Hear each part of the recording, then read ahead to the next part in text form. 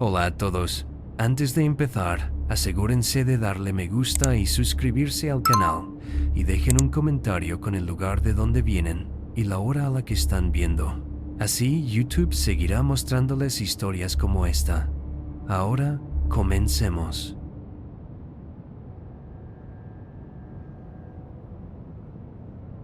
La mañana en que descubrí que alguien estaba usando mis credenciales para matar gente, comenzó como cualquier otro martes. Clínica. Llevaba 8 años ejerciendo la psiquiatría en el centro de Portland, principalmente. Trataba casos de ansiedad y depresión en un centro de salud mental de tamaño medio que atendía a unos 300 pacientes. La rutina era predecible. Café a las 6:30, revisión de los historiales de los pacientes hasta las 8, y a continuación, citas consecutivas hasta la hora del almuerzo. Vivía solo en un apartamento de una habitación. A 15 minutos del trabajo, pasaba los fines de semana haciendo senderismo cuando el tiempo acompañaba y en general me mantenía aislado, salvo por alguna que otra cena con compañeros de trabajo. Aquel día concreto de octubre, las hojas acababan de empezar a cambiar de color. Recuerdo que, mientras cruzaba el aparcamiento, pensé lo tranquilo que parecía todo, sin saber que toda mi carrera profesional estaba a punto de derrumbarse. La primera señal de los problemas comenzaron cuando Bethany, nuestra jefa de farmacia, llamó a mi despacho alrededor de las 9:15. Ella nunca llamaba a menos que hubiera algún problema con una receta, por lo general, alguna aclaración sobre la dosis o un problema con el seguro, pero su voz denotaba un tono extraño, como si intentara mantener la profesionalidad mientras algo andaba claramente mal. Dr.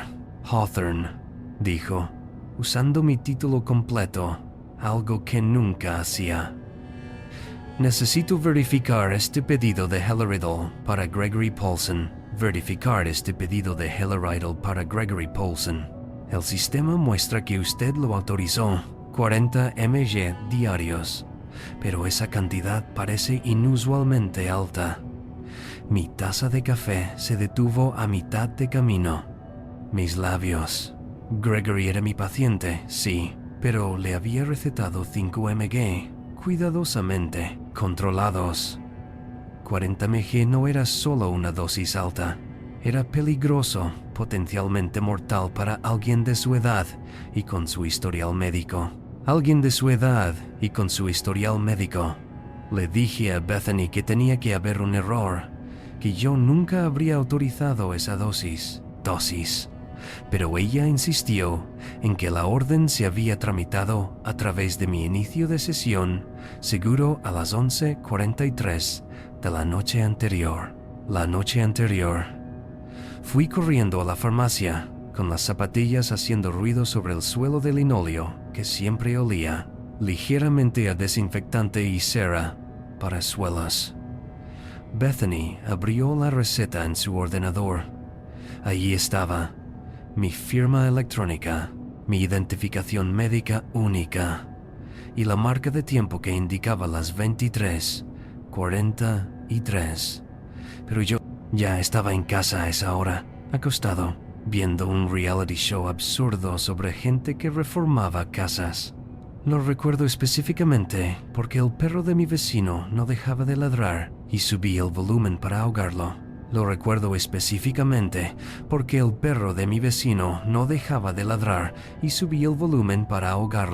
Bethany me enseñó 3 recetas más de la semana pasada, todas enviadas a altas horas de la noche y ninguna con la dosis adecuada. Sentido clínico alguno. Una chica de 17 años llamada Kayla tenía una orden de 80 mg de Adderall al día. El máximo terapéutico era de 40 mg. A un anciano le recetaron suficientes Xanax como para sedar a un caballo. Todas las recetas parecían legítimas en el sistema, y mi inicio de sesión y mi huella digital aparecían en todas ellas. El departamento de TI se involucró alrededor del mediodía. Un tipo llamado Jorge, que siempre llevaba camisetas vintage de grupos de música debajo de la camisa reglamentaria, se encargó del caso. Realizó un diagnóstico tras otro mientras yo me sentaba allí mirando, cancelando mis citas de la tarde, sintiéndome atrapado en una especie de pesadilla. Yo me sentaba allí mirando, cancelando mis citas de la tarde, sintiéndome atrapado en una especie de pesadilla administrativa. Jorge no dejaba de murmurar cosas sobre que no se había detectado ninguna infracción ni puntos de acceso autenticados. Jerga técnica, que básicamente significaba que quienquiera que estuviera haciendo esto tenía mis credenciales reales de inicio de sesión. Me preguntó si había compartido mi contraseña con alguien. Por supuesto que no. ¿Había iniciado sesión desde algún lugar inusual? ¿Lugar inusual? Nunca. ¿La había apuntado en algún sitio? Por supuesto que no. ¿Qué tipo de aficionado creía que era? Pero las pruebas eran innegables. Según sus sistemas, había iniciado sesión casi todas las noches, alrededor de las 11 o la medianoche, introduciendo sistemáticamente mi contraseña. Recetas para pacientes de toda nuestra red, no solo para los que yo trataba personalmente. Las cosas pasaron de mal en peor, catastróficas alrededor de las 3 de la tarde, cuando el Dr. Reeves, nuestro director médico, me llamó a su despacho. Su despacho siempre parecía demasiado frío, como si mantuviera el aire acondicionado a niveles árticos, incluso en verano. En octubre, y tenía la costumbre de hacer clic con el bolígrafo repetidamente cuando estaba estresado.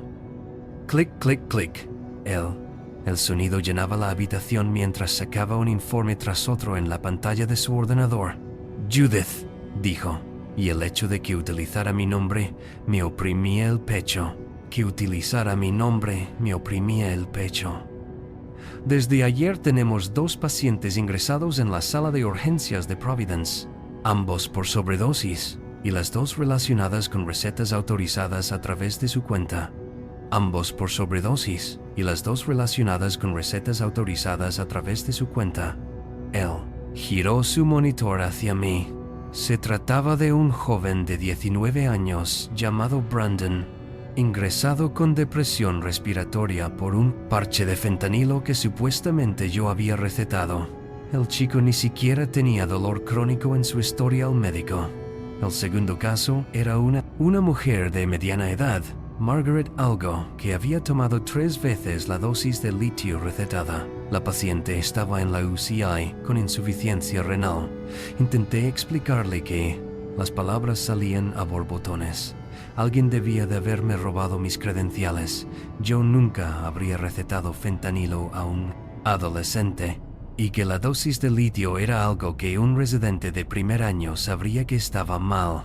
Pero el Dr. Reeves seguía haciendo clic con el bolígrafo, y con una expresión cada vez más grave a medida que hablaba, sacó más registros. 17. Recetas sospechosas solo en los últimos 10 días, todas siguiendo un patrón. Altas dosis de sustancias controladas, antipsicóticos en niveles peligrosos y estabilizadores del estado de ánimo, que podrían causar insuficiencia orgánica si no se controlan adecuadamente. Lo que más me asustaba era lo calculado que parecía todo. Quienquiera que estuviera detrás de todo esto sabía de psicofarmacología. Sabía exactamente qué fármacos y en qué dosis causarían el máximo daño, sin llegar a matar, y que resultaran lo suficientemente plausibles como para pasar los controles de seguridad iniciales de la clínica. No estaban introduciendo números al azar. Estaban elaborando recetas deliberadamente diseñadas para hacer daño a las personas, manteniendo la lógica médica suficiente para no saltar las alarmas. Para evitar las alarmas inmediatas, la policía llegó a las 4:30. Eran 2 detectives. Parecían preferir estar en cualquier otro lugar. La detective Nguyen Una mujer con unos ojos penetrantes parecía catalogarlo. Todo ello mientras su compañero, un chico más joven llamado Hoffman, tomaba notas en una tableta que emitía un molesto chirrido cada vez que guardaba algo.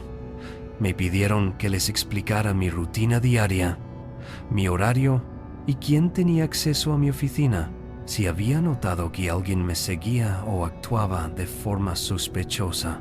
Las preguntas me parecieron surrealistas, como si de repente fuera sospechoso en mi propia vida. Me parecieron preguntas surrealistas, como si de repente fuera sospechoso en mi propia vida. La detective Nawan me pidió ver mi teléfono, mi ordenador portátil, y quiso saber incluso qué tipo de router utilizaba en casa. Me explicó que a veces los hackers pueden interceptar las credenciales de inicio de sesión a través de redes Wi-Fi comprometidas, que, a veces, los piratas informáticos pueden interceptar las credenciales de inicio de sesión a través de redes Wi-Fi comprometidas. Sin embargo, cuando lo comprobaron, mi red doméstica era segura, estaba correctamente encriptada y no había indicios de intrusión. Cuando más investigaban, más parecía que estaba mintiendo o volviéndome loco. A las 6:00, el hospital suspendió mis privilegios de prescripción mientras se realizaba la investigación. Esa frase me golpeó como un jarro de agua fría. Pendiente de investigación. En lenguaje burocrático, eso significa que estás acabado hasta que averigüemos si eres un criminal o simplemente un inepto, incompetente. Me quedé sentado en el coche, en el aparcamiento, durante 20 minutos, mirando fijamente la pared de hormigón que tenía delante, tratando de asimilar cómo toda mi vida profesional se había desmoronado en menos de 9 horas. El teléfono vibraba sin parar con mensajes de colegas que se habían enterado de los rumores del hospital.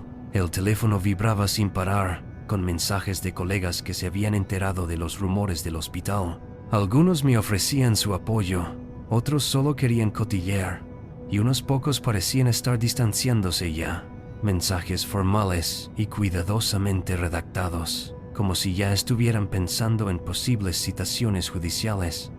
Lo peor era saber que, mientras yo estaba allí sentado, compadeciéndome de mí mismo, quienquiera que estuviera detrás de todo esto, todavía tenía mis credenciales, acceso, y probablemente se estaba preparando para presentar más recetas esa noche. Conduje a casa en un día, a punto de perderme la salida 2 veces, con la mente acelerada por cada interacción que había tenido en el último mes. El médico residente que parecía demasiado interesado en mis pautas de prescripción durante las rondas.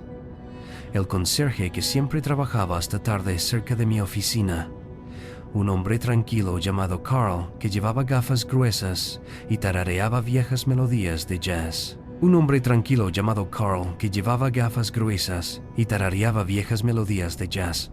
La nueva técnica de farmacia, Ashley, que llevaba 3 semanas en el puesto, siempre parecía estar de turno de noche cuando llegaban estas recetas. Incluso mis propios pacientes me vinieron a la mente. Alguien me había visto introducir mi contraseña durante una sesión. La paranoia me estaba consumiendo. Cuando llegué a mi apartamento, me encontré comprobando 2 veces las cerraduras, cerrando las persianas e incluso colocando una silla contra la puerta, como un personaje de película de suspense. Abrí mi ordenador portátil y empecé a documentar todo lo que podía. Recordé todo lo que había hecho las 2 últimas semanas, creando una cronología de cuándo había estado en la consulta, cuándo me había ido, cualquier cosa inusual que hubiera ocurrido, encuentros u observaciones inusuales. Alrededor de las 8:00, recibí una llamada de Bethany, de la farmacia. Su voz sonaba diferente, urgente y apagada, como si llamara desde algún lugar en el que no debería estar. Judith, no debería contarte esto, pero he estado revisando los patrones de las recetas y hay algo extraño que debes saber. Me explicó que había cotejado las recetas fraudulentas con los registros de recogida de la farmacia. Había cotejado las recetas fraudulentas con los registros de recogida de la farmacia. Todas y cada una de estas. Todas las recetas peligrosas habían sido recogidas, pero aquí viene lo inquietante. Todas ellas fueron recogidas por personas diferentes. Ninguna coincidía con los nombres de los pacientes. Las firmas en los formularios de recogida también eran todas diferentes, pero Bethany había notado algo que la policía había pasado por alto. Todas las firmas, aunque a primera vista parecían diferentes, tenían la misma característica inusual: un pequeño gancho en la última letra, apenas visible, a menos que se buscara. Había revisado 3 meses de registros en su tiempo libre y había encontrado ese mismo gancho en recetas de otros médicos, pero esas eran para dosis normales. Nada lo suficientemente sospechoso. No era nada que llamara la atención. El descubrimiento me produjo un malestar físico. Esto no tenía nada que ver conmigo. Yo solo era el último eslabón de algo más grande. Llamé a la detective Enwan inmediatamente, pero no respondió. Le dejé un mensaje de voz en el que trataba de explicarle lo que Bethany había encontrado, y probablemente sonaba como un teórico de la conspiración. Pero entonces, Bethany me envió fotos que había tomado de las tarjetas de firma, y cuando las extendí sobre la mesa de la cocina, el patrón era innegable. El gancho aparecía en todas y cada una de las fotos, oculto en lo que parecía una variación natural de la escritura. Empecé a pensar quién podría tener acceso a las credenciales de varios médicos, recoger recetas sin levantar sospechas, entender el sistema lo suficientemente bien como para explotarlo. Fue entonces que me di cuenta: el servicio de mensajería médica. Habíamos cambiado a una nueva empresa hacía unos 4 meses. Meses antes, Security Health Logistics, y sus empleados accedían regularmente a varias plantas y se encargaban de la entrega y recogida de recetas para pacientes que no podían acudir en persona. Pasé las 2 horas siguientes en una espiral de investigación frenética, recopilando todo lo que pude encontrar sobre Secure Health Logistics. Pasé las 2 horas siguientes en una espiral de investigación frenética, recopilando todo lo que pude encontrar sobre Secure Health Logistics. La página web de la empresa era profesional, pero escasa. Constituida hacía solo 6 meses. No había información real sobre los empleados más allá de fotos de archivo. Su página en el Better Business Bureau no tenía reseñas, lo que parecía era imposible para un servicio de mensajería médica que llevaba medio año en funcionamiento. La dirección que figuraba era un buzón en una tienda UPS. Llamé a la línea fuera del horario de atención de la oficina administrativa de nuestro hospital y convencí al guardia de seguridad para que lo comprobara. ¿Quién había autorizado el contrato con Secure Health? La respuesta me heló la sangre. Lo había impulsado el Dr. Nathan Garrett, de los servicios psiquiátricos, un colega que había desaparecido misteriosamente. Una licencia por emergencia familiar 2 semanas antes, justo cuando comenzaron a aumentar las recetas sospechosas. Nathan, que siempre se quedaba hasta tarde, tenía acceso administrativo al sistema de recetas para revisiones de control de calidad y había sido tan... Siempre se quedaba hasta tarde. Tenía acceso administrativo al sistema de recetas para revisiones de control de calidad y había sido tan servicial al mostrar a los nuevos médicos cómo navegar por el sistema de registros médicos electrónicos. La detective Ningguan me llamó a las 10:40 y esta vez me tomó en serio. Había pedido a su equipo que extrajera las imágenes de las cámaras externas para ver las horas de recogida de las recetas fraudulentas. En las imágenes se veía a diferentes personas que recogían los medicamentos. Diferentes personas recogían los medicamentos. Todos llevaban uniformes de Secure Health Logistics y gorras de béisbol. Calzaban botas. Llevaban mascarillas quirúrgicas y gorras de béisbol. Y caminaban de forma parecida, pero tenían complexiones similares. Caminaban de forma parecida. Ella pensó que podrían ser las mismas 2 o 3 personas que se iban turnando. En una hora tenía unidades dirigiéndose a la dirección de Nathan en la tienda UPS. Pero Nathan ya se había ido. Habían vaciado su apartamento. El alquiler estaba pagado hasta fin de mes. Los vecinos dijeron que no lo habían visto en más de una semana. El buzón de Secure Health Logistics estaba abandonado y lleno de correo basura. A medianoche descubrieron la verdad de la operación. Nathan había estado recopilando credenciales médicas durante meses, utilizando su acceso administrativo durante las actualizaciones del sistema y las sesiones de formación. Había instalado registradores de teclas en algunos ordenadores de la oficina. Había creado empleados falsos del servicio de mensajería con identificaciones de aspecto válido y había construido toda una cadena para adquirir y vender sustancias controladas. La DEA se involucró a la mañana siguiente y en 48 horas localizaron a Nathan en un motel cerca de la frontera canadiense con 2 cómplices, antiguos técnicos de farmacia que habían sido despedidos de diferentes hospitales durante el último año. Eran técnicos de farmacia que habían sido despedidos de diferentes hospitales durante el último año. Tenían más de $300 en medicamentos recetados en su vehículo y registros detallados de las credenciales de 4 médicos, hospitales distintos y planes para expandirse a 3 ciudades más.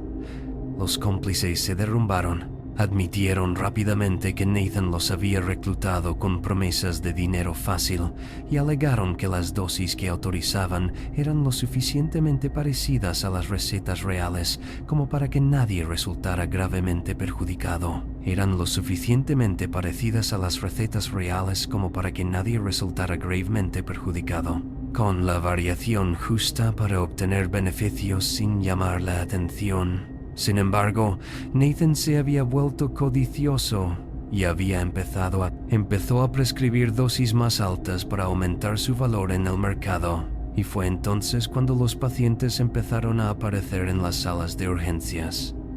Los privilegios para recetar se restablecieron en una semana, pero cambié mis contraseñas a cadenas aleatorias de 30 caracteres. Habilité todas las formas de autenticación de 2 factores disponibles. Todavía reviso obsesivamente los registros de recetas todas las noches antes de acostarme. Nathan fue condenado a 15 años de prisión federal. Sus cómplices recibieron 8 años cada uno, y se reveló que Secure Health Logistics no era más que un sitio web y algunos uniformes falsos que había pedido por internet. A veces, los peligros más aterradores no son los desconocidos en callejones oscuros. Son los compañeros de trabajo que te sonríen en el pasillo mientras destruyen sistemáticamente tu vida por lucro. Los compañeros de trabajo que te sonríen en el pasillo mientras destruyen sistemáticamente tu vida por dinero.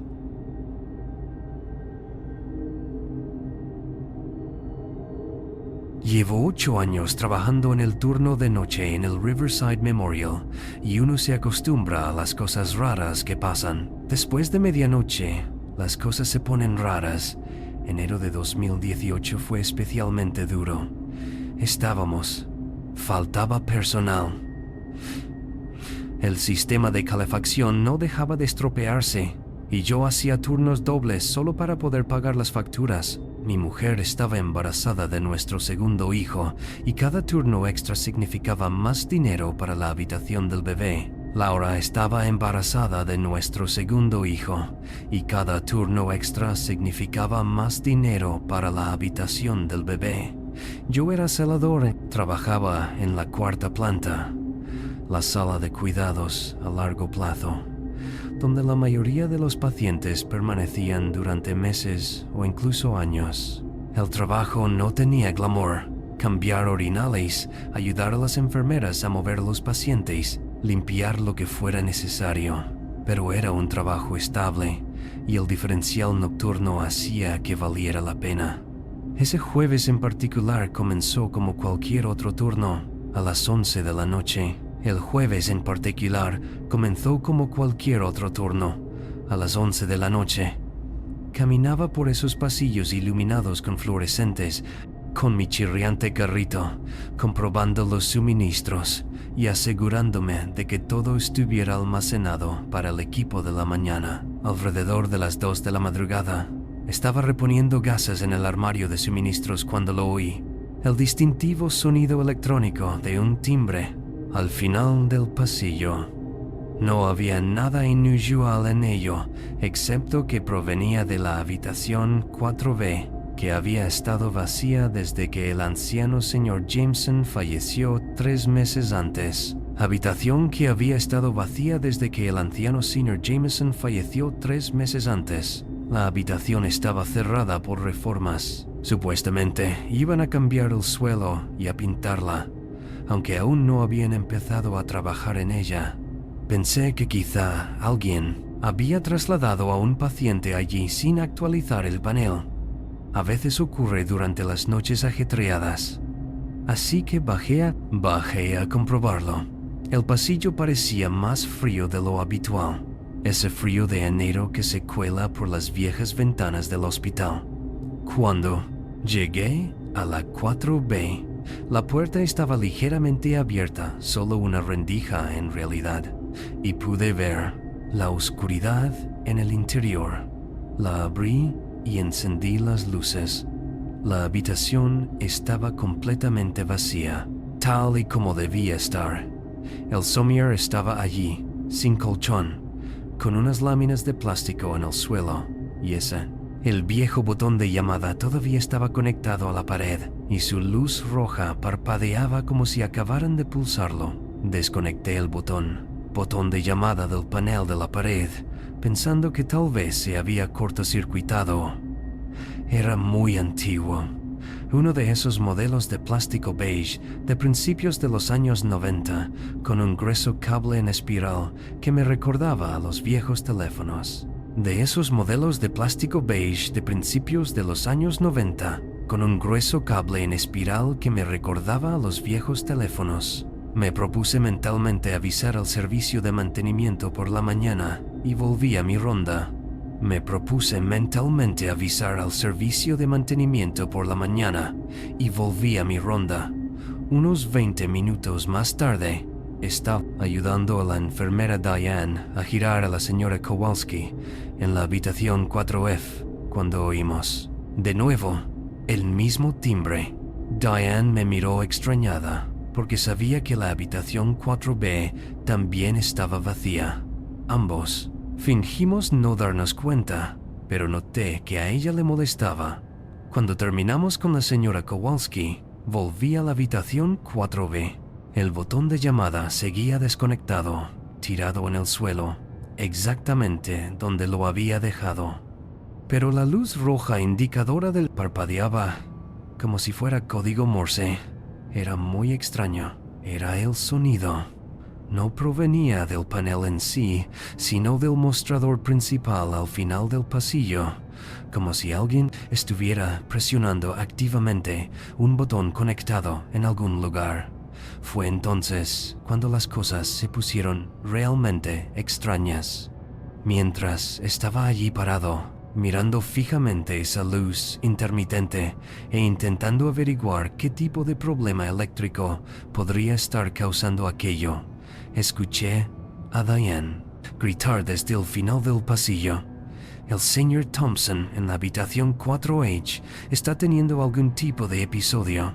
El señor Thompson de la habitación 4H estaba sufriendo algún tipo de episodio. Su respiración se había vuelto irregular y los monitores sonaban. Era irregular y los monitores sonaban.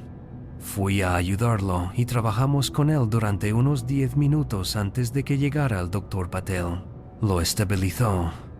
El hombre sobrevivió por poco, pero Diane mencionó algo que me puso la piel de gallina. «De gallina», dijo. La alarma del monitor del señor Thompson había comenzado exactamente 3 Minutos después de que escucháramos esa llamada desde la habitación 4B, me reí y le dije que estaba siendo supersticiosa, pero volví y revisé el registro de la recepción. La llamada de la 4B se había registrado a las 2:27 am. El problema cardíaco del señor Thompson comenzó a las 2:30 am. El problema cardíaco del señor Thompson comenzó a las 2:30 am.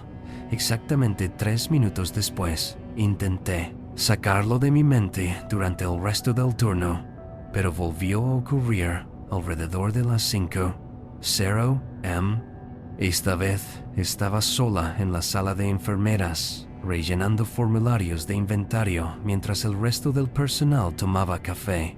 Abajo, el familiar timbre resonó en el pasillo vacío. Cuando miré el tablero, allí estaba. La habitación 4B se iluminó como un árbol de Navidad. Ni siquiera me molesté en ir a revisar la habitación. Esta vez. En su lugar, miré el reloj y esperé. A las 5:03 am.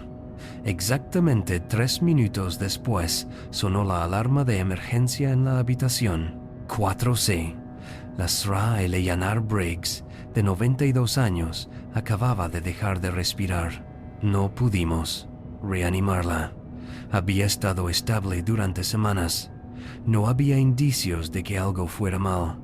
Su hija la había visitado justo el día anterior y le había traído unas galletas sin azúcar que a la Sra. Briggs le encantaban y que solía compartir con el personal. El médico que la atendía lo calificó como muerte por causas naturales. Su corazón simplemente se detuvo, pero yo sabía cuándo había sucedido. Esa campana de llamada lo había anunciado como una especie de despertador retorcido. A la mañana siguiente me encontré con Eddie, de mantenimiento, en la sala de descanso. Eddie es un anciano polaco que trabaja en Riverside desde que abrió.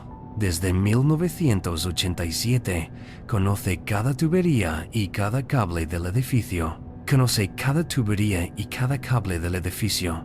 Le conté lo de la campana de llamada en 4B, sin mencionar nada sobre la muerte. Solo le dije que no funcionaba bien y que alteraba la rutina nocturna. Cogió su caja de herramientas y subimos juntos. Eddie pasó un buen rato. Estuvo allí comprobando las conexiones, probando el cableado con un medidor de voltaje e incluso rastreando las líneas hasta el panel principal. No hay ningún problema, dijo, secándose la frente con un pañuelo gris. Este botón lleva desconectado del sistema desde noviembre, cuando murió Jameson. ¿Lo ves? Me enseñó dónde había tapado el cable detrás del panel de la pared. Es imposible que envíe ninguna señal. Tu escritorio debe de estar captando interferencias de algún otro sitio, pero los dos sabíamos que eso no era cierto. El sistema mostraba específicamente el 4B, no una interferencia aleatoria. Las noticias vuelan en los hospitales, especialmente en el turno de noche, cuando hay menos personal directivo para acallar los rumores. Para mi siguiente turno del sábado, todo el mundo sabía lo que había pasado en la 4B. Diane había empezado a llevar su propio registro. Me enseñó su cuaderno. Había 7 casos en las últimas 2 semanas en los que la campana de llamada de la 4B había sonado durante los turnos de noche. En cada caso, en un plazo de 3 minutos, alguien de la sala sufría una crisis. A los 4 minutos, alguien de la sala sufría una crisis. No siempre eran mortales, pero sí graves. Las enfermeras más jóvenes pensaban que era fascinante, una especie de misterio médico por resolver. Sin embargo, el personal más veterano, el que llevaba allí mucho tiempo, suficiente como para ver patrones en el caos, empezó a tomar rutas diferentes para evitar pasar por la 4B después de medianoche. Incluso el Dr. Patel, que solía burlarse de cualquier cosa remotamente supersticiosa, Empezó a tomar rutas diferentes para evitar pasar por la 4B después de medianoche. El Dr. Patel, que se burlaba de cualquier cosa remotamente supersticiosa, admitió que prefería que la puerta de la habitación vacía se mantuviera cerrada y sugirió que tapáramos con cinta adhesiva el panel de botones de llamada. Escritorio. Aquel turno de noche del sábado fue algo que nunca olvidaré. Alrededor de la 1:0 a.m. estaba haciendo mi ronda habitual cuando noté algo diferente en la 4B. Alrededor de la 1:0 a.m. estaba haciendo mi ronda habitual cuando noté algo diferente en la 4B. La puerta no estaba entreabierta, sino completamente abierta, apoyada contra el tope. No estaba entreabierta, como antes, sino completamente abierta, apoyada contra el tope de la puerta. Sabía que la había cerrado al principio de mi turno. De hecho, había comprobado la manija 2 veces para asegurarme de que estuviera bien cerrada. Las luces del pasillo creaban un rectángulo de luz amarilla que se extendía hacia la habitación oscura. En el centro de esa luz, en el suelo, estaba el viejo botón de llamada. No estaba donde. Ed y yo lo habíamos dejado en el alféizar de la ventana, pero ahora estaba en el centro de la habitación, como si alguien quisiera que lo encontráramos. El cable está enrollado en una espiral perfecta, el tipo de disposición que requiere tiempo y paciencia. Me quedé en la puerta durante 1 minuto entero, tratando de racionalizar cómo había llegado allí. Quizás había habido un cambio. Tal vez el servicio de limpieza estaba preparando la habitación para renovarla. Pero el polvo del suelo. Sin embargo, el polvo del suelo contaba una historia diferente. Solo había un conjunto de huellas en ese polvo, y eran mías, principios de esa semana. Cogí el botón de llamada, y entonces me di cuenta de algo que se me había pasado por alto.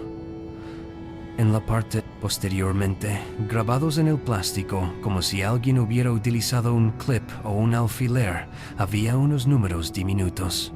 111.487. Una fecha. Saqué el móvil y busqué en Google Riverside Memorial, 14 de noviembre de 1987, justo allí en el pasillo. El primer resultado me hizo sentarme en el suelo. 14 de noviembre de 1987, el día en que Riverside Memorial abrió oficialmente sus puertas.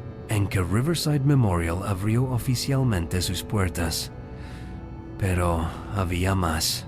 Un pequeño artículo del periódico local mencionaba que la apertura del hospital se había retrasado 6 horas debido a lo que llamaron dificultades técnicas. Del periódico local mencionaba que la apertura del hospital se había retrasado 6 horas debido a dificultades técnicas con el sistema de alerta de emergencias.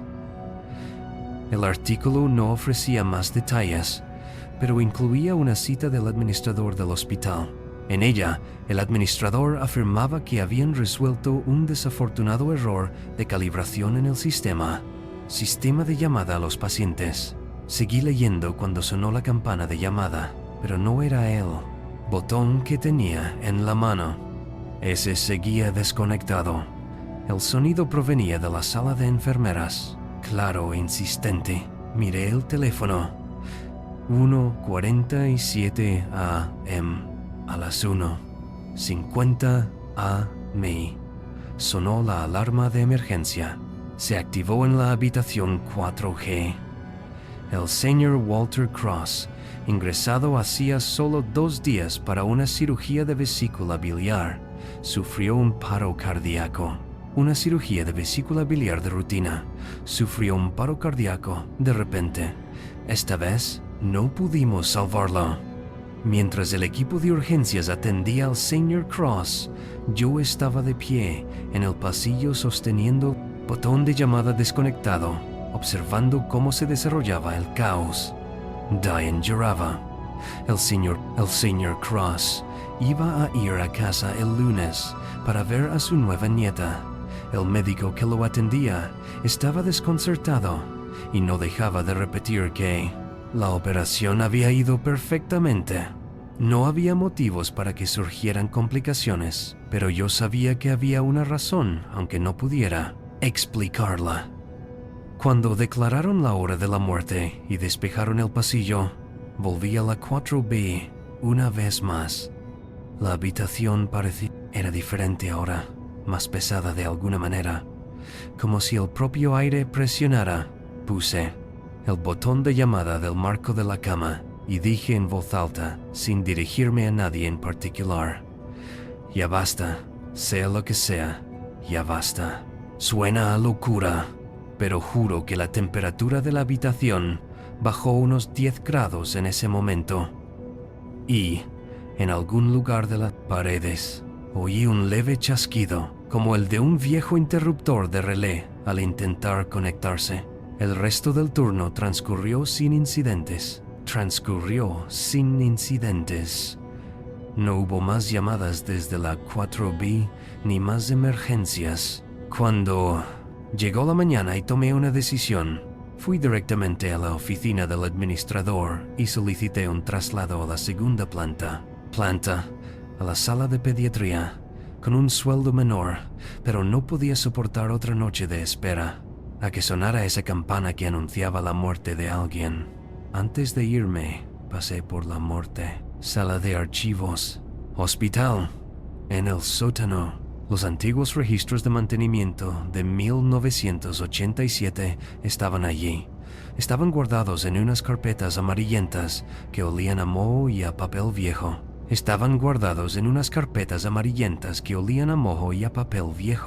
Me llevó una hora, pero lo encontré.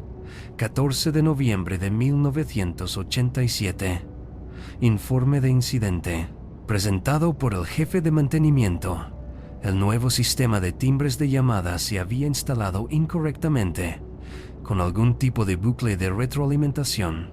Esto provocaba alertas aleatorias, pero lo inquietante es que, durante esas 6 horas después de que se produjera el problema, 3 pacientes murieron en la cuarta planta. El informe lo calificaba de coincidencia, pero mencionaba que el personal se había quejado de que las campanas de llamada parecían activarse antes de las emergencias médicas. ¿La solución del hospital? Sustituir. Todo el sistema se sustituyó en un mes, excepto el panel de la unidad 4B, que se conservó debido a unas restricciones presupuestarias. Han pasado 5 años desde que me trasladaron de planta. Sigo trabajando por las noches en Riverside, pero ya nunca subo a la cuarta planta.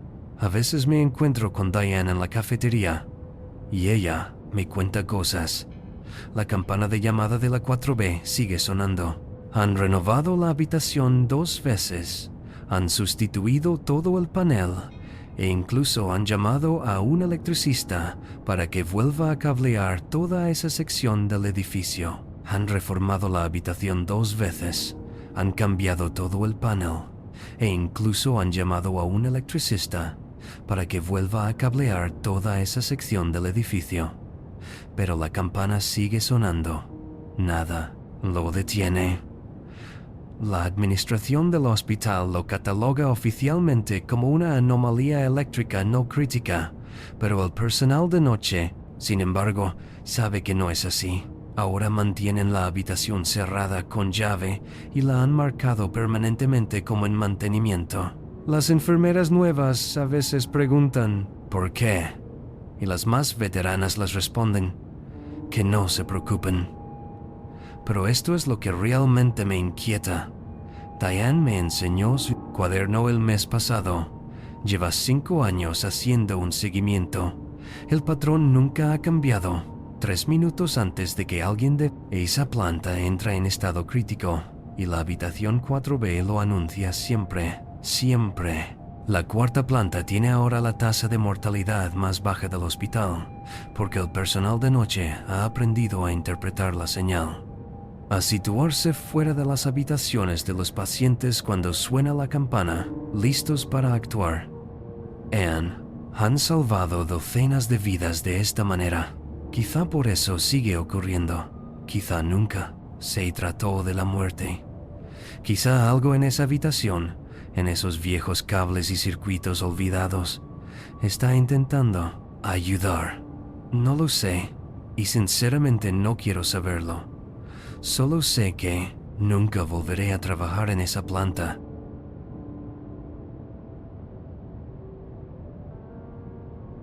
Necesito contarlo, porque, sinceramente, no sé a quién más acudir en este momento.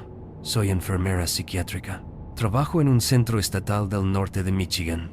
Llevo haciendo esto unos 8 años. El mes pasado fue cuando todo empezó a torcerse. Todo empezó a torcerse.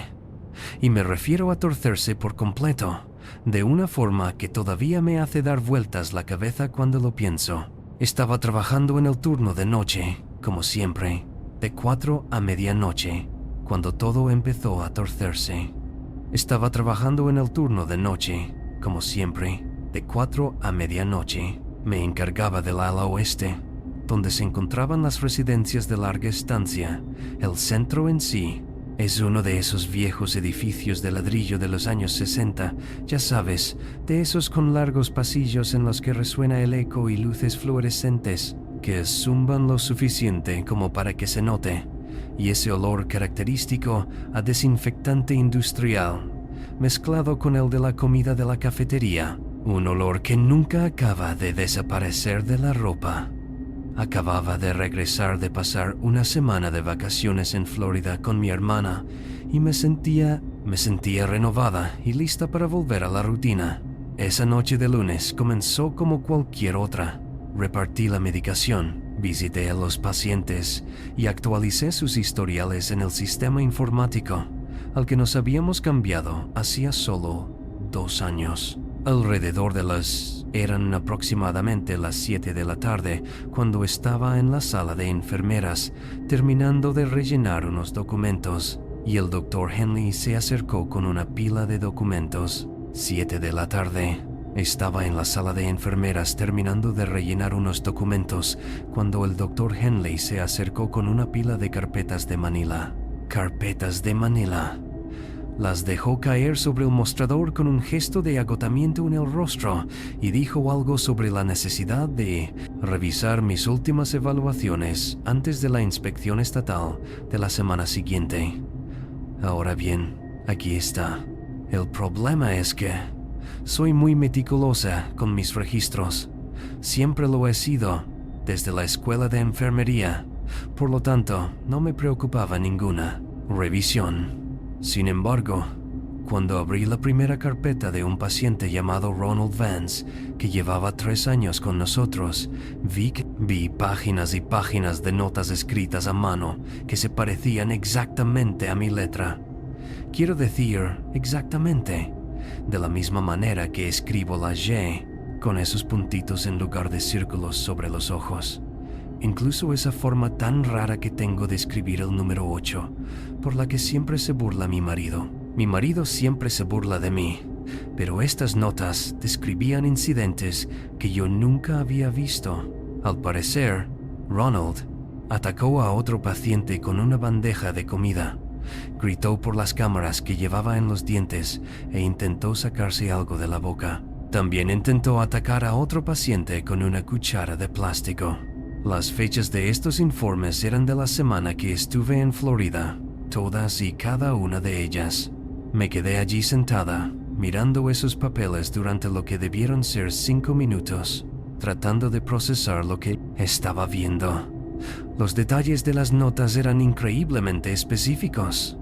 Por ejemplo, que el paciente se agitó a las 15:47 cuando un anuncio por megafonía interrumpió su ritual de contar 4 puntos de sujeción después de intentar morder al auxiliar de enfermería, Jennifer, durante la medicación de la tarde. Jennifer era nueva. Había empezado justo antes de que me fuera de vacaciones Y cuando le pregunté cómo le había ido su primera semana sola, me dijo que todo había ido bien, sin incidentes. Pasé a la siguiente carpeta. Catherine Moss, una dulce señora de unos 70 años que se mantenía mayormente aislada. Hacía crucigramas. Según estas notas escritas de mi puño y letra, la habían encontrado acumulando objetos punzantes bajo el colchón, su colchón, con los que aparentemente había fabricado lo que describí como armas improvisadas. La nota incluso incluía mi taquigrafía personal, pequeñas abreviaturas que había desarrollado a lo largo de los años y que nadie más utilizaba, como PT con un pequeño para paciente, o mi forma específica de anotar las horas de la medicación con el formato militar seguido de un guión. El doctor Henley volvió sobre las 8:30 y me preguntó si había terminado de revisarlo todo para la preparación de la inspección. Le dije que sí. Tenía que haber algún error porque ni siquiera estaba aquí en esas fechas, pero él se limitó a mirarme con cara de desconcierto y sacó su teléfono. Me enseñó el horario. Ahí estaba mi nombre, claro como el agua, marcado como trabajando en todos los turnos de esa semana. Incluso me enseñó las hojas de asistencia aprobadas con mi firma electrónica. Le expliqué lo de Florida, lo del cumpleaños de mi hermana, pero empezó a poner esa expresión preocupada. Explicarle lo de Florida, lo del cumpleaños de mi hermana, pero empezó a poner esa expresión preocupada la que ponen los médicos cuando creen que un miembro del personal puede estar sufriendo algún tipo de crisis. Me sugirió que tal vez me dijo que tal vez estaba confundiendo las fechas, que el estrés puede afectar a la memoria y que quizá debería revisar las imágenes de seguridad. Tenía dudas, sin embargo, la forma en que lo dijo, con delicadeza, como si estuviera hablando con uno de los pacientes, hizo que un frío se instalara en mi pecho.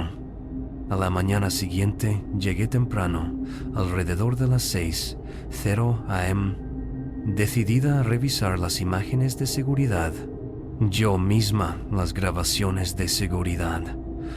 La oficina de seguridad estaba en el sótano, una pequeña habitación abarrotada que siempre olía a café quemado y a cigarrillos, aunque se suponía que ya nadie podía fumar allí. Paul, el guardia de seguridad que llevaba allí desde la apertura del local, estaba terminando su turno de noche.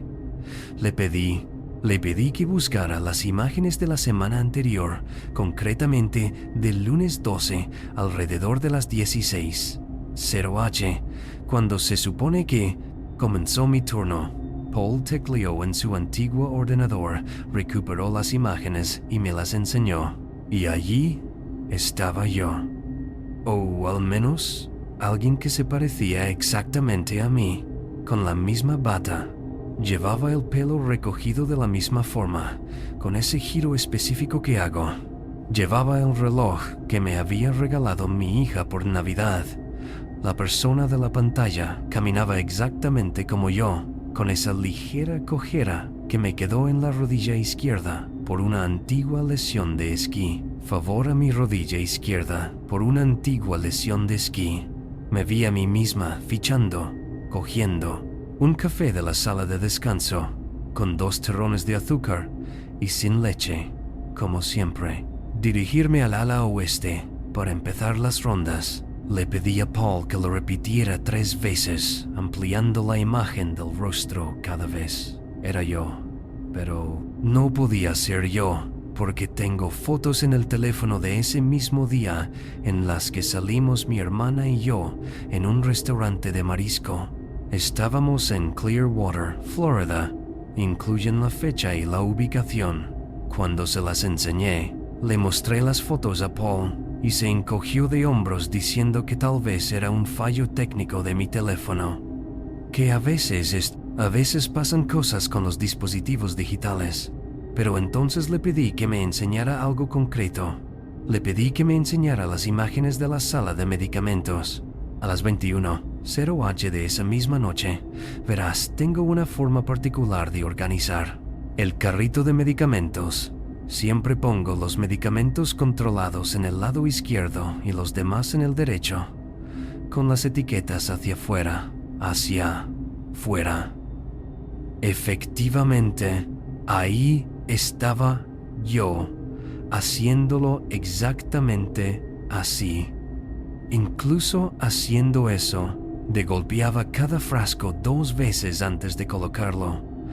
Un hábito que aprendí de mi mentor hace años. Paul sentía que estaba incómodo y no dejaba de mirarme como si tratara de averiguar si se trataba de algún tipo de prueba o si estaba teniendo un episodio. Esa tarde, decidí hablar directamente con algunos pacientes, empezando por Ronald Vance. Ronald había estado relativamente estable durante meses antes de marcharme, respondiendo bien a su régimen de medicación y participando en las sesiones de terapia de grupo. La terapia de grupo. Cuando lo encontré en la sala común haciendo un rompecabezas, me senté casualmente a su lado y le pregunté cómo había sido su semana. Me miró con los ojos muy abiertos y asustados y se apartó inmediatamente. Retrocedió en su silla. «Hoy estás diferente», susurró, mirando a su alrededor, como si alguien pudiera estar escuchando. «Tú eres la verdadera, ¿verdad? La otra tenía tu cara, pero sus ojos no eran los correctos. Eran demasiado fijos. Nunca parpadeaban lo suficiente. No paraba de preguntarme por mis... Soñaba con las voces y lo anotaba todo. Quería saberlo todo sobre ellas. Se me cortó la respiración porque nunca había hablado en detalle con Ronald de las alucinaciones auditivas. Tiende a alterarse. Él se inclinó hacia mí y me dijo que mi otro yo le había dado nuevas pastillas, blancas en lugar de las azules que tomaba habitualmente. Le hacían sentir como si le estuvieran arrancando los pensamientos con las uñas. Revisé su historial médico. De inmediato, vi que había una orden para cambiar la medicación firmada por el Dr. Henley, basada en las recomendaciones de enfermería. Había una orden para cambiar la medicación firmada por el Dr. Henley basada en las recomendaciones de enfermería. Informes. Catherine Moss era la siguiente y resultó más difícil de encontrar de lo habitual. Estaba en su habitación, había empujado la cama contra la puerta y solo la abrió un poco cuando llamé. En cuanto me vio, empezó a llorar. Unos sollozos profundos y estremecedores sacudían todo su cuerpo. «Sabía que volverías», repetía, mientras me agarraba la mano a través de la pequeña abertura que había dejado. La otra fingía ser tú, pero olía mal, a monedas de cobre y a algún producto químico. Olía mal, a monedas de cobre y a algún producto químico. No paraba de preguntarme por mi hijo, el que murió en Irak. Quería saber si alguna vez sentía que me observaba. Eso me dejó rígida, porque Catherine no tenía ningún hijo. Solo una hija que vivía en Phoenix y que visitaba una vez al mes. Tenía una hija que vivía en Phoenix y la visitaba una vez al mes. Cuando la corregí con delicadeza, me miró con convicción y afirmó que eso era lo que yo le había dicho. Pero ella dijo que yo estaba confundida y que el trauma me había hecho cambiar el recuerdo. Me dio más medicación y dijo que me ayudaría a recordar correctamente. Revisé la ficha de Catherine en mi tableta. Había páginas y páginas de notas sobre el reemplazo de memoria delirante y sobre la psicosis inducida por el dolor. Recomendaban aumentar las dosis de antipsicóticos. Todo escrito con mi letra y firmado con mi número de identificación. Por la noche, estaba desesperada por encontrar respuestas, así que decidí enfrentarme a Jennifer, la nueva auxiliar de enfermería. De forma más directa, la encontré en el almacén, haciendo inventario. Cuando entré dio un salto y dejó caer una caja de guantes de látex. Se esparcieron por el suelo. Mientras los recogíamos, le pregunté, sin rodeos, por el incidente con Catherine, sobre el supuesto intento de mordisco durante la medicación. Jennifer se puso pálida, literalmente blanca como el papel, y empezó a tartamudear. Me dijiste que nunca lo mencionara. Me dijiste que nunca lo mencionara, dijo con una voz apenas audible, superior a un susurro. Dijiste que comprometería el estudio y que perdería mi trabajo si alguien se enteraba. ¿Estudio? ¿Qué estudio? Protocolos. ¿Estudio? ¿Qué estudio? La presioné para que me diera más detalles, y sacó su teléfono para mostrarme mensajes de texto enviados desde mi número durante la semana en la que se suponía que estaba. En Florida, los mensajes eran instrucciones detalladas sobre la observación de pacientes específicos y la anotación de sus reacciones, los estímulos ambientales y manteniéndolo todo fuera de los registros oficiales. Uno de los mensajes incluso decía: recuerda, Jennifer, se trata de comprender la elasticidad de la memoria bajo estrés. La Junta lo aprobó hace meses, pero no podemos tener la paciencia necesaria para saber que se les está observando de forma diferente. Cogí el teléfono de Jennifer para mirar más de cerca esos mensajes, y fue entonces cuando me di cuenta de algo que me dejó helado. El cuerpo se me entumeció. Los mensajes tenían mi número de teléfono, sí, pero el lenguaje que utilizaban presentaba pequeñas inconsistencias, frases que yo nunca utilizaría, como de conformidad con nuestra discusión o según los parámetros implementados. Seguí desplazándome hacia arriba y encontré un mensaje que decía: asegúrate de estar presente cuando realice las evaluaciones de la tarde. Observa cómo mantengo una imitación exacta de los patrones de comportamiento estándar. Jennifer temblaba y me decía que pensaba que era algún tipo de programa de formación especial, que yo le había dicho que era un nuevo enfoque de la atención psiquiátrica en el que las enfermeras pondrían a prueba los límites de la percepción de los pacientes. Dijo que mi otro yo le había dado un grueso manual sobre modulación terapéutica de la personalidad y que le había hecho firmar un acuerdo de confidencialidad. Cuando le pedí ver este manual, me dijo que mi otro yo lo había recogido el viernes pasado. Me dijo que mi otro yo había recogido todas las copias el viernes pasado. Dijo que el periodo de documentación de la fase 1 había terminado. Cuanto más hablaba Jennifer, más me daba cuenta de que quienquiera que hubiera estado aquí no solo estaba fingiendo ser yo, estaban utilizando mi puesto y mi reputación. Estaban utilizando mi puesto, mi reputación, toda mi identidad profesional para llevar a cabo algún tipo de experimento con pacientes vulnerables. Toda mi identidad profesional para llevar a cabo algún tipo de experimento con pacientes vulnerables. Esa noche no fui a casa. En lugar de eso, me quedé en el coche, en el aparcamiento, observando el edificio, tratando de darle sentido a todo. Alrededor de las 11 de la noche, vi algo que todavía hoy me pone enferma. Solo de pensarlo, una figura salió por la entrada de empleados. Alguien que llevaba mi bata y caminaba como yo. Llevaba la misma bolsa de tela que yo solía usar, con esa estúpida mancha de café en la esquina inferior. Pero aquí está el quid de la cuestión. Yo estaba sentada en mi coche observando cómo esa persona idéntica a mí caminaba hacia un vehículo que estaba 3 filas más allá. Era un sedán plateado, nada llamativo, excepto por las placas del gobierno. Un sedán plateado, nada llamativo, excepto por las placas del gobierno. Lo seguí a distancia mientras el coche se dirigía, no hacia mí, el barrio, sino hacia un complejo de oficinas al otro lado de la ciudad. Uno de esos edificios anónimos de cristal que podrían albergar cualquier cosa.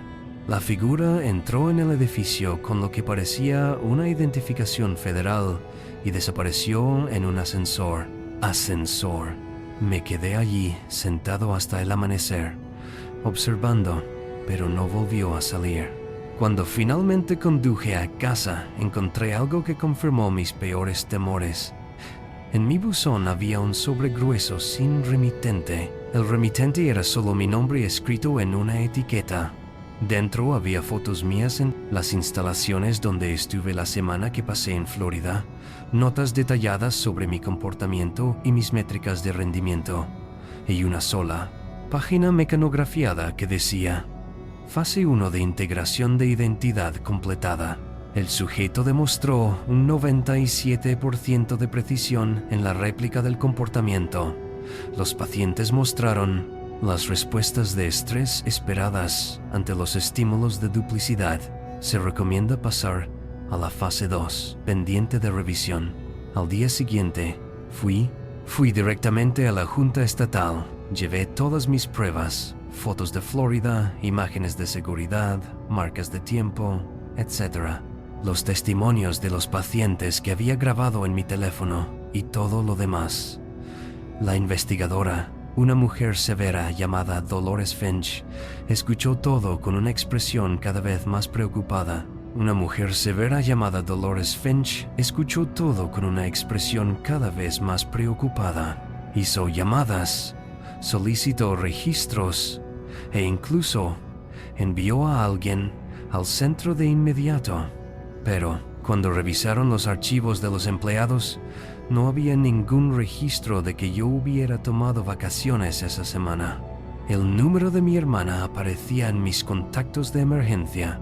No aparecía en mis contactos de emergencia. Había sido cambiado a un número que, al llamarlo, daba paso a un buzón de voz que indicaba que ese número se utilizaba únicamente para verificar investigaciones. La investigación concluyó que había sufrido lo que ellos llamaban un episodio disociativo inducido por el estrés y me recomendaron que me tomara una baja médica inmediata. También me sugirieron que me sometiera a una evaluación psiquiátrica. El Dr. Henley apoyó esta recomendación, citando los preocupantes delirios que había estado experimentando. El Dr. Henley apoyó esta recomendación, citando los preocupantes delirios que había estado experimentando. Pero esto es lo que me persigue. La mañana en que me sacaron del centro por mi propio bien, pasé por la sala de enfermeras y vi el horario del mes siguiente. Mi nombre aparecía en él, con turnos completos, aprobados, y en el margen alguien había escrito con mi letra: Fase 2, iniciada. Llevo 3 semanas en casa y ayer mi vecina me comentó que me había visto salir al trabajo a las 4 de la tarde con mi bata y con un aspecto perfectamente normal. Yo estaba sentada en mi cocina en ese preciso momento, mirando mi tarjeta de identificación revocada, preguntándome si estaba perdiendo la cabeza o si estaba pasando algo mucho peor.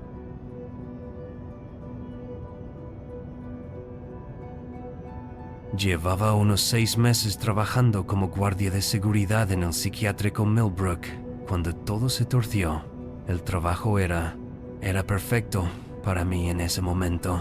Turno de noche, mínima interacción con la gente.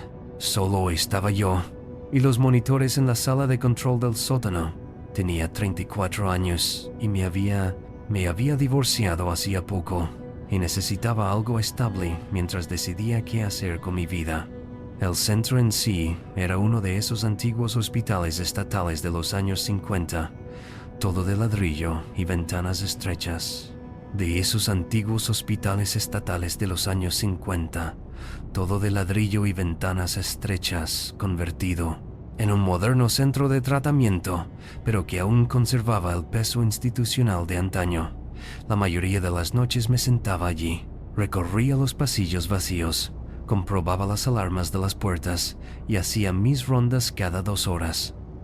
El lugar tenía un olor específico, una mezcla de desinfectante industrial y algo medicinal que se te quedaba pegado a la ropa, incluso después de volver a casa.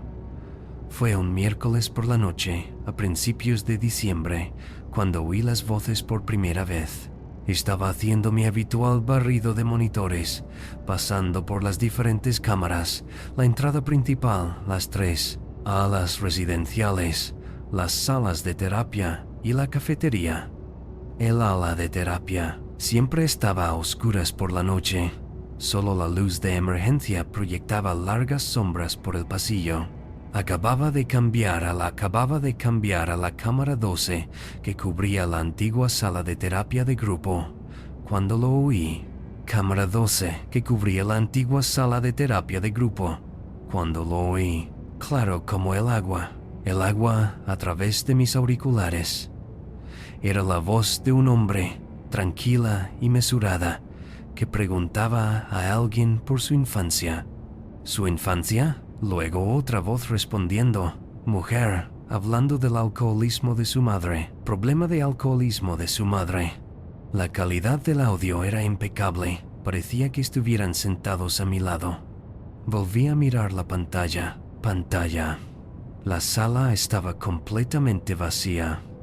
Solo había sillas volcadas y esa voz. La fea alfombra verde que nunca habían sustituido tras la última reforma.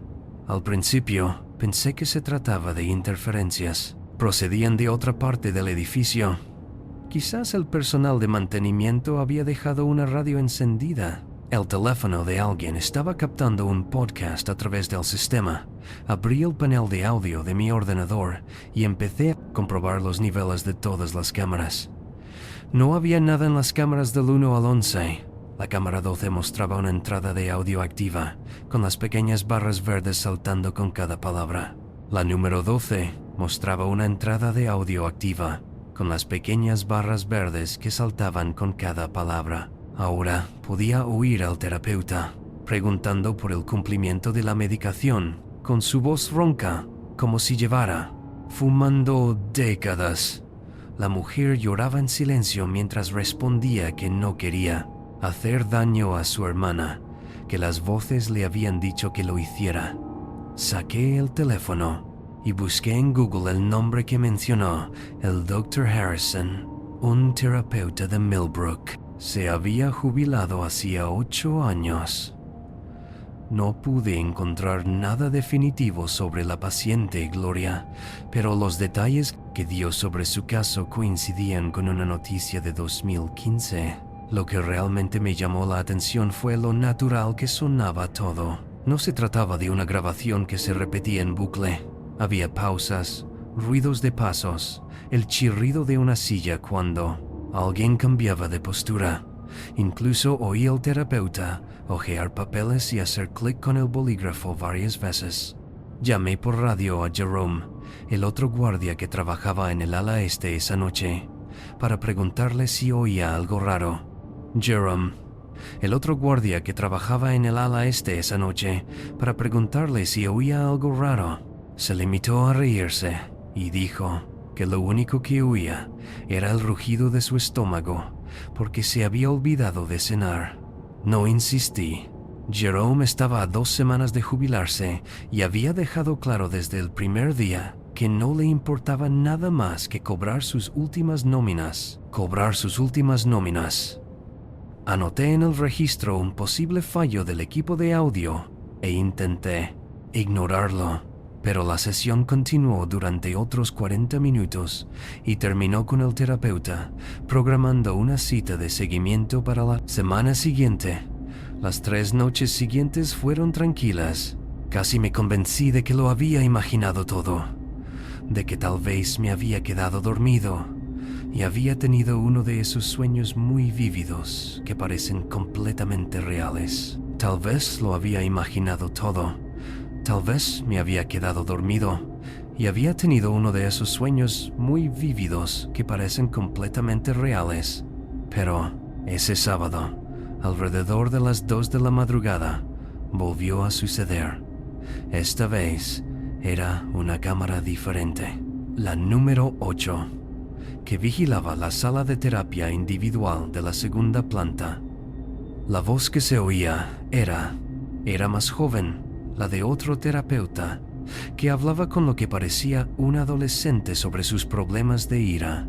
El chico describía cómo había golpeado a su padrastro con un bate de béisbol y cómo la sangre había salpicado las cortinas blancas de la cocina de su madre. Cómo había golpeado a su padrastro con un bate de béisbol y cómo la sangre había salpicado las cortinas blancas de la cocina de su madre. El terapeuta le pedía que se calmara y que respirara, pero el chico estaba alterado y su voz se volvía cada vez más fuerte y agresiva.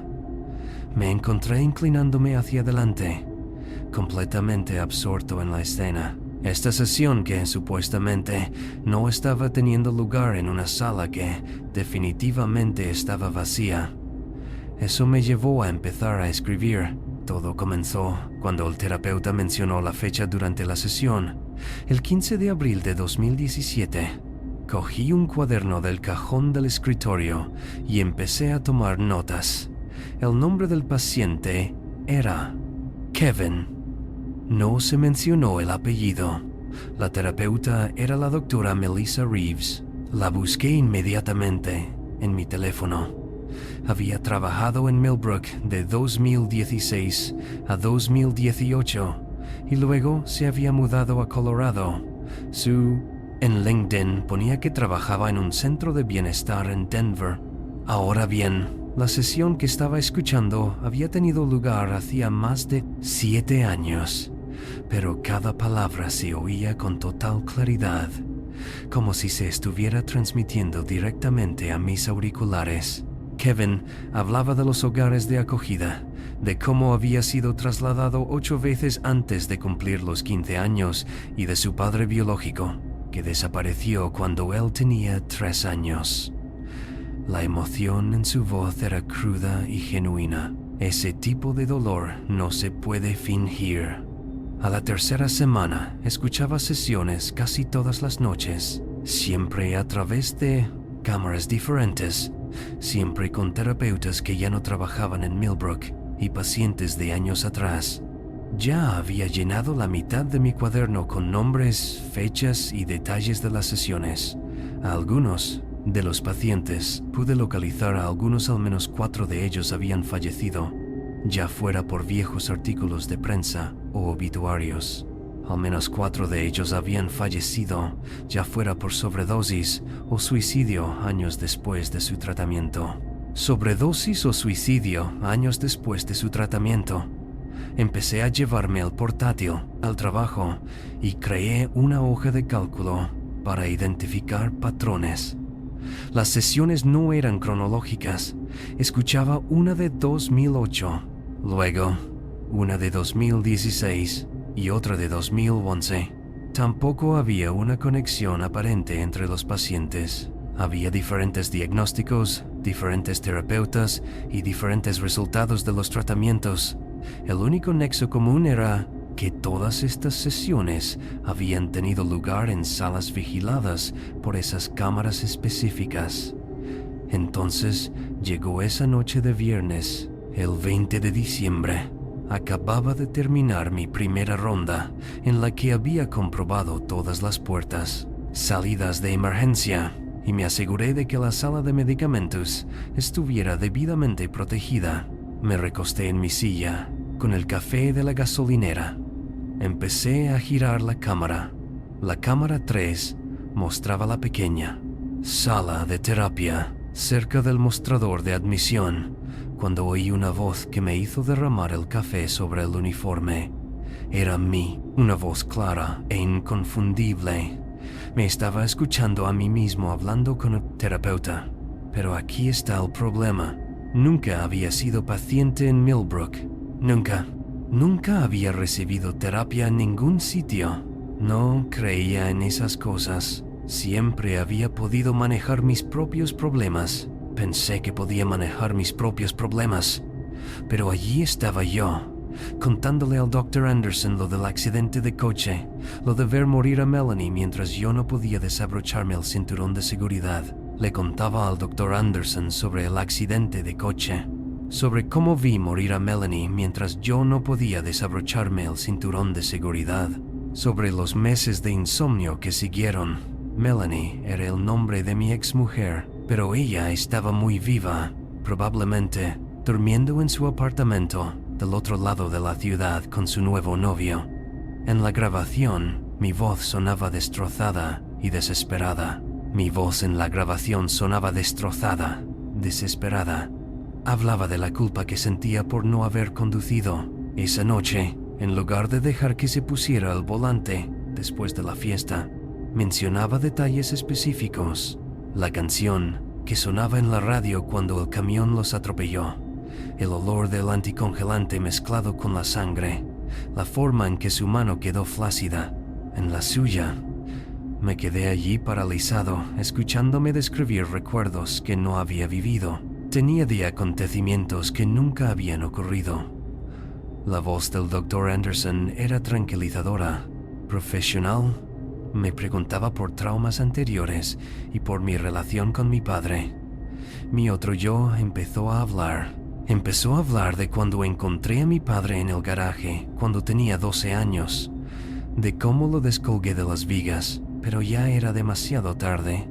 Mi verdadero padre estaba vivo, jubilado en Arizona, y me enviaba fotos de pesca cada 2 semanas. Mi verdadero padre estaba vivo, jubilado en Arizona, y me enviaba fotos de pesca cada 2 semanas. Estuve escuchando durante 20 minutos antes de salir de mi ensimismamiento y coger el teléfono. Llamé a Melanie allí mismo. Eran las 3:00 am. Contestó al quinto tono, aturdida y molesta, exigiendo saber qué emergencia justificaba despertarla. ¿Qué emergencia justifica despertarla? El solo hecho de oír su voz, irritada, pero definitivamente viva, me ayudó a respirar de nuevo. Le dije que pensaba que había dejado algo en su casa hace meses.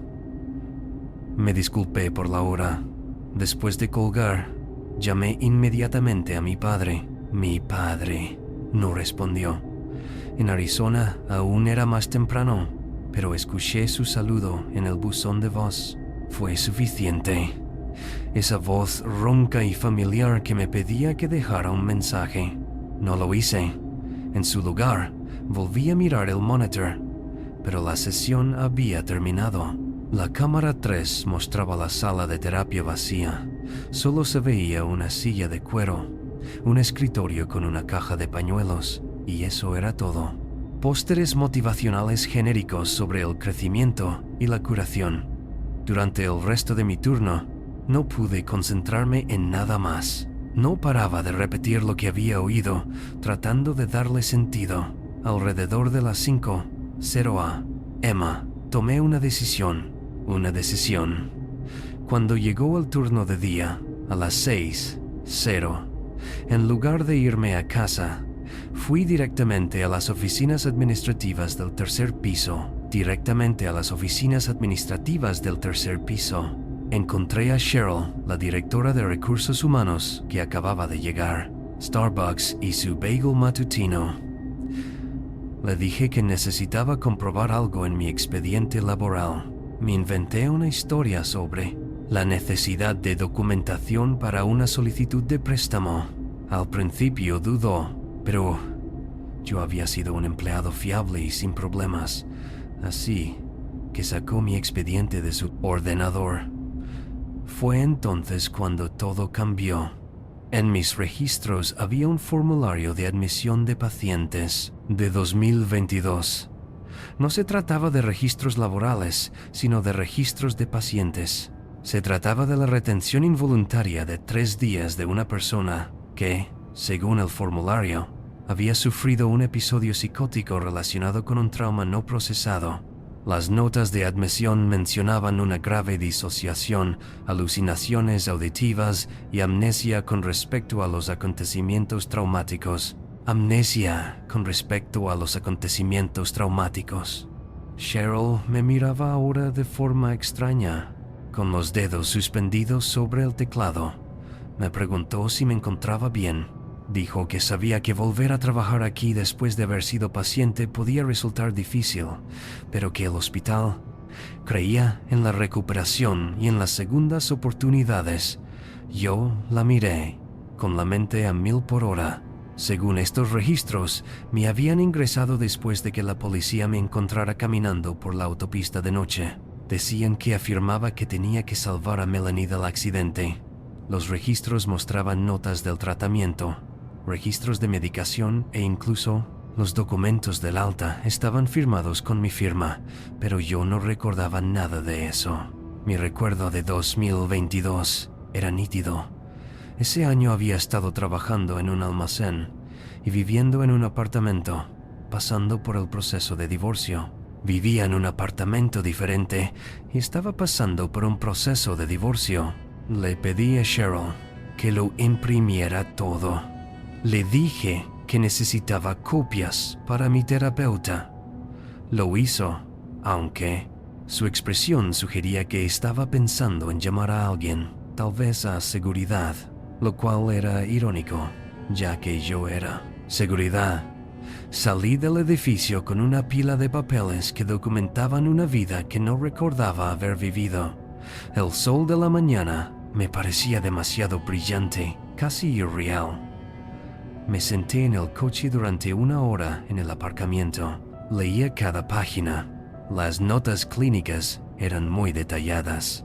Al parecer, estaba convencido de que varias versiones de mi vida se estaban mezclando y de que podía oír ecos de líneas temporales alternativas a través de dispositivos electrónicos.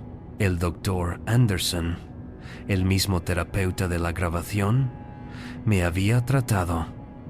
En sus notas, describían mi estado como una extraña forma de trastorno disociativo, posiblemente provocada por un estrés extremo. El resumen del alta indicaba una mejora con la medicación antipsicótica y recomendaba terapia ambulatoria. Según los registros, asistí durante 6 meses. Incluso había notas de progreso de esas sesiones que describían en ellas se describía mi aceptación gradual de la línea temporal real y la disminución de los informes de fenómenos auditivos. Me di de baja por enfermedad durante las siguientes 3 noches. Dediqué ese tiempo a intentar verificar qué recuerdos eran reales.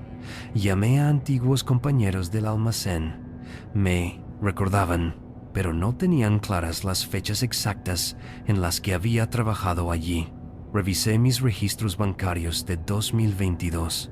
Había un intervalo de 3 días en las transacciones que coincidía con las fechas de hospitalización y varios pagos a una farmacia. De hecho, aún tenía las pastillas en mi botiquín cuando lo miré. Las pastillas todavía estaban en mi botiquín. Los frascos estaban polvorientos y sin abrir. Me los había recetado el Dr. Anderson para la psicosis aguda. Los frascos estaban polvorientos y sin abrir. Me los había recetado el Dr. Anderson para la psicosis aguda. Los miré fijamente, tratando de recordar si los había comprado o si los había tomado. No recordé nada, pero lo que realmente me inquietó fue encontrar un diario en mi armario, escondido detrás de viejas declaraciones de la renta. Era mi letra, páginas y páginas describiendo las voces que oía a través de televisores, radios y teléfonos, todas hablando. Tragedias que aún no habían ocurrido o que habían ocurrido de manera diferente. La última entrada estaba fechada 1 semana antes de que, aparentemente, solicitara el trabajo de seguridad en Millbrook. La última entrada estaba fechada 1 semana antes de que, al parecer, solicitara el trabajo de seguridad en Millbrook. Volví al trabajo después de esos 3 días. No podía permitirme perder el trabajo. Y, sinceramente, lo necesitaba. Respuestas. La primera noche que regresé no oí nada inusual, solo los sonidos habituales del hospital por la noche, el zumbido de las luces fluorescentes, pasos lejanos desde el ala médica, el pitido ocasional de los sensores de las puertas. Empecé a pensar que tal vez había terminado, que descubrir la verdad había rompido, de alguna manera, lo que fuera que estaba sucediendo. Pero alrededor de las 4:00 mientras vigilaba, la cámara 15 de la sala de terapia del ala este volvía a oír mi voz. Esta vez estaba hablando con el Dr. Anderson sobre las sesiones que había estado escuchando a través de los monitores de seguridad. La grabación describía exactamente lo que había experimentado durante las últimas semanas. La grabación describía exactamente lo que había experimentado durante las últimas semanas. Al escuchar las antiguas sesiones de terapia, descubrí que había sido paciente suyo. Cuando encontró el diario, el Dr. Anderson me preguntó si había estado tomando mi medicación. El otro, yo me reí, dijo que había empezado a tomarla de nuevo después de encontrar los frascos. Dijo que las voces habían cesado cuando lo hizo. La sesión estaba fechada el 23 de diciembre, dentro de 3 días. Renuncié esa noche. Ni siquiera terminé mi turno. Simplemente recogí mi termo, dejé mi placa en el escritorio y me fui. De camino a casa, paré en un restaurante abierto las 24 horas y tiré los registros impresos a su contenedor de basura. Un restaurante abierto las 24 horas y tiré los registros impresos a su contenedor de basura. De vuelta en mi apartamento, tiré todas las pastillas por el inodoro y el periódico por el conducto de basura. Luego, tiré el diario por el conducto de basura y el inodoro. Encontré un nuevo trabajo en una semana. Reposición nocturna en una tienda de comestibles, sin cámaras, sin grabaciones, solo cajas y estanterías. Han pasado 8 meses. Ya. A veces me pregunto si tomé la decisión correcta, si debería haber seguido escuchando para saber qué pasaba después, o si debería haber tomado esas pastillas para ver si realmente lo habrían detenido. Pero, sobre todo, intento no pensar en ello, en absoluto. Lo único que todavía me preocupa es esto. La semana pasada, estaba ordenando mi armario y encontré otro diario, más reciente que el primero, escondido en una caja de zapatos. La primera entrada está fechada el 23 de diciembre, con mi letra, y describe mi primer día de vuelta. La primera entrada está fechada el 23 de diciembre. Es de mi puño y letra y describe mi primer día de vuelta en Millbrook, tras una baja médica. Según este diario, nunca renuncié. Según este diario, sigo trabajando allí.